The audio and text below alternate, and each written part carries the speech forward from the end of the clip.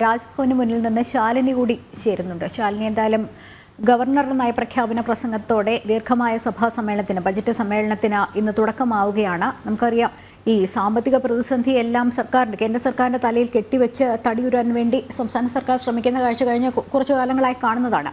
അതുതന്നെ നയപ്രഖ്യാപന പ്രസംഗത്തിലും ഉൾപ്പെടുത്തിയതുകൊണ്ട് അത് അംഗീകരിച്ചുവെങ്കിൽ പോലും ചട്ടം അനുസരിച്ച് ഗവർണർ അത് വായിക്കുമോ, അതോ അത് എങ്ങനെയായിരിക്കും ആ ഒരു രീതി എന്നുള്ളതാണ് എനിക്ക് തോന്നുന്നു എല്ലാവരും ആകാംക്ഷയോടെ ഉറ്റുനോക്കുന്നത്. എങ്ങനെ വിലയിരുത്താം?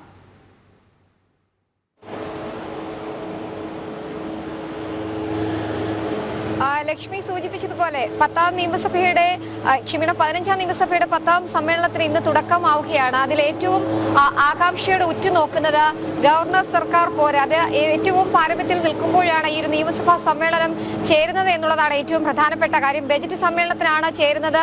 ഈ വർഷം ചേരുന്ന ആദ്യ സമ്മേളനമാണ്. അതുകൊണ്ട് തന്നെ ഗവർണറുടെ നയപ്രഖ്യാപനത്തോട് മാത്രമേ സഭാ സമ്മേളനം ആരംഭിക്കാൻ സാധിക്കുകയുള്ളൂ. മുൻ വർഷങ്ങളിൽ നമ്മൾ കണ്ടതാണ്, കഴിഞ്ഞ വർഷം അതായത് ഡിസംബർ മാസത്തിൽ സഭ ചേർന്നുകൊണ്ട് നയപ്രഖ്യാപനം ഒഴിവാക്കാനുള്ള ശ്രമങ്ങളൊക്കെ തന്നെ നടന്നത്. സമാനമായി പക്ഷേ ഇത്തവണ സാഹചര്യം അതല്ല എന്നുള്ളതാണ് ഏറ്റവും പ്രധാനപ്പെട്ട കാര്യം. ഇന്ന് രാവിലെ 9 മണിയോടുകൂടി നിയമസഭയ്ക്കുള്ളിൽ ഗവർണർ ആരിഫ് മുഹമ്മദ് ഖാൻ ഈ നയപ്രഖ്യാപന പ്രസംഗം നടത്തുകയും ചെയ്യും. എനിക്ക് പിന്നിൽ കാണുന്ന രാജ്ഭവനിൽ നിന്ന് 8:45 കഴിയുന്നതോടുകൂടി അദ്ദേഹത്തിന്റെ കോൺവോ വാഹനം ഇവിടെ നിന്ന് പുറപ്പെടുകയും ചെയ്യും.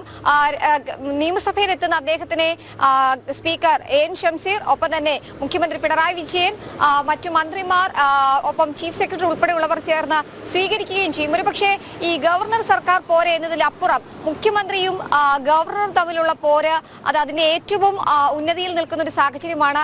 കഴിഞ്ഞ 2 വേദികളിൽ അവർ മുഖാമുഖം എത്തിയിട്ട് പോലും സംസാരിക്കാത്ത, അല്ലെങ്കിൽ തമ്മിൽ അഭിവാദ്യം ചെയ്യാത്ത സാഹചര്യങ്ങൾ ഉണ്ടായിട്ടുണ്ട്. ഇത്തവണ അത് ഏത് തരത്തിലായിരിക്കും എന്നുള്ളതാണ് ഒരു ഭാഗത്ത് രാഷ്ട്രീയ കേരളം ഉറ്റുനോക്കുന്നത്.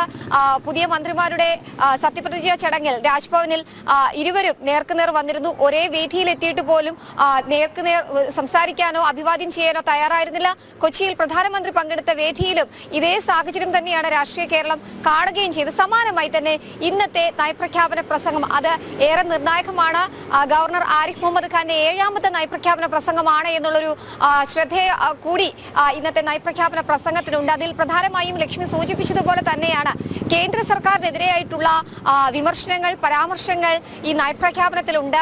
കഴിഞ്ഞ വ്യാഴാഴ്ച ചേർന്ന മന്ത്രിസഭാ യോഗമാണ് കരട് നയപ്രഖ്യാപനം അംഗീകരിച്ച് രാജ്ഭവനിലേക്ക് എത്തിച്ച നയപ്രഖ്യാപന പ്രസംഗം പൂർണ്ണമായും അംഗീകരിച്ച് അത് നൽകുകയും ചെയ്തിട്ടുണ്ട് ഗവർണർ ആരിഫ് മുഹമ്മദ് ഖാൻ. അദ്ദേഹം മുൻപും ആവർത്തിച്ചിട്ടുണ്ട്, ഭരണഘടനയ്ക്ക് വിരുദ്ധമായി താൻ ഒന്നും ചെയ്യില്ല, ഒപ്പം തന്നെ ഭരണസ്തംഭനം ഉണ്ടാകുന്ന രീതിയിലുള്ള ഒരു പ്രവൃത്തിയും തന്റെ ഭാഗത്ത് നിന്ന് സർക്കാരിന് നേരിടേണ്ടി വരില്ല എന്ന് അദ്ദേഹം പറഞ്ഞിട്ടുമുണ്ട്. സമാനമായി തന്നെയാണ് ഈ ഒരു പ്രസംഗം അംഗീകാരം നൽകി അദ്ദേഹം തിരികെ നൽകിയത്. പക്ഷേ ഏറ്റവും ഉറ്റുനോക്കുന്നത് പൗരത്വ ഭേദഗതി വിഷയങ്ങളൊക്കെ തന്നെ വന്നപ്പോൾ അന്ന് ചില പരാമർശങ്ങൾ അദ്ദേഹം നയപ്രഖ്യാപന പ്രസംഗത്തിലെ വായിക്കാതെയും അദ്ദേഹത്തിനുള്ള എതിർപ്പ് രേഖപ്പെടുത്തിയും ഒക്കെ സഭയ്ക്കുള്ളിൽ അപ്രതീക്ഷിതമായിട്ടുള്ള ചില രംഗങ്ങൾ ഉണ്ടായതാണ്. സമാനമായി തന്നെ ഇന്ന് അത്തരത്തിലുള്ള കാഴ്ചകൾ ഉണ്ടാകുമോ എന്നുള്ളതാണ് ഏറ്റവും പ്രധാനപ്പെട്ട കാര്യം.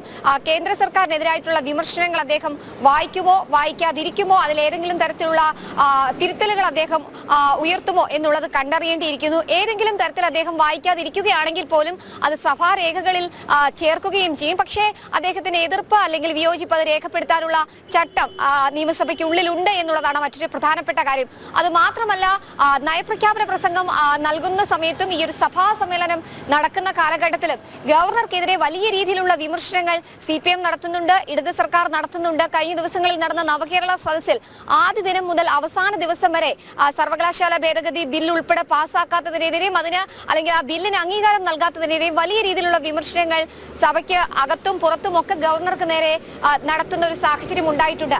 സമാനമായി തന്നെ നയപ്രഖ്യാപന പ്രസംഗത്തിൽ അത്തരത്തിൽ എന്തെങ്കിലും ഗവർണർക്കെതിരായി ഉണ്ടാകുമോ എന്നുള്ളതും രാഷ്ട്രീയ കേരളം ഉറ്റുനോക്കുകയാണ്. അങ്ങനെയെങ്കിൽ അതും ഗവർണർ വായിക്കുമോ എന്നുള്ളത് കണ്ടറിയേണ്ടിയിരിക്കുന്നു. നിലവിലെ സാഹചര്യത്തിൽ അത്തരത്തിലില്ല എന്ന് തന്നെയാണ് നമുക്ക് അറിയാൻ സാധിക്കുന്നത്. ഒരു അനുനയ നീക്കത്തിലേക്ക് സർക്കാർ കടക്കുന്നു എന്നുള്ളതാണ് ഏറ്റവും പ്രധാനപ്പെട്ട കാര്യം. കഴിഞ്ഞ ദിവസം റിപ്പബ്ലിക് ഡേക്ക് അറ്റ് ഹോം എന്ന പരിപാടി രാജ്ഭവനിൽ നടക്കുന്നുണ്ട്. എല്ലാ തവണയും റിപ്പബ്ലിക് ദിനത്തിന് വൈകിട്ടാണ് ആ പരിപാടി നടത്താറ്.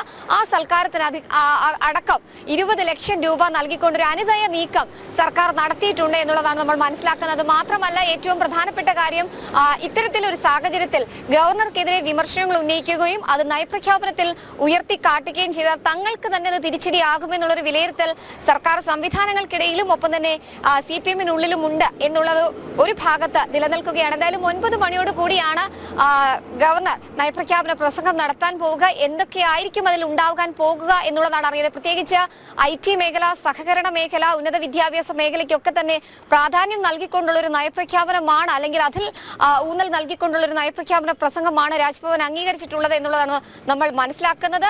ചില മാറ്റങ്ങൾ, അതായത് ആദ്യത്തെ അഭിസംബോധന മാത്രമാണ് ഗവർണർ മലയാളത്തിലാക്കണം എന്നുള്ളൊരു നിർദ്ദേശം നൽകിയിട്ടുള്ളത്. അത്തരത്തിലുള്ള നയപ്രഖ്യാപനത്തിൽ ചെറിയ മാറ്റങ്ങൾ മലയാളത്തിലുള്ള അഭിസംബോധന മാത്രമായി മാറ്റിയിട്ടുണ്ട്. മറ്റൊരു തിരുത്തലുകളും നൽകാതെയാണ് രാജ്ഭവൻ നയപ്രഖ്യാപന പ്രസംഗത്തിന് അംഗീകാരം നൽകിയിട്ടുള്ളത്, ഗവർണർ അംഗീകാരം നൽകിയിട്ടുള്ളത്. എന്നാലും കണ്ടറിയാം, രാഷ്ട്രീയ കേരളം ഉറ്റുനോക്കുന്ന ഗവർണർ സർക്കാർ പോര് ഏറ്റവും പാരമ്യത്തിൽ നിൽക്കെ ഈ ഒരു നയപ്രഖ്യാപന പ്രസംഗം ഏത് തരത്തിലായിരിക്കും ഇനി ഗവർണർ വായിക്കുക, എന്തൊക്കെ സംഭവ വികാസങ്ങളാണ് സഭയ്ക്കുള്ളിൽ ഇന്ന് 9 മണിയോടെ ഉണ്ടാകാൻ പോകുക എന്നുള്ളതാണ് കണ്ടറിയേണ്ടത്. ലക്ഷ്മി.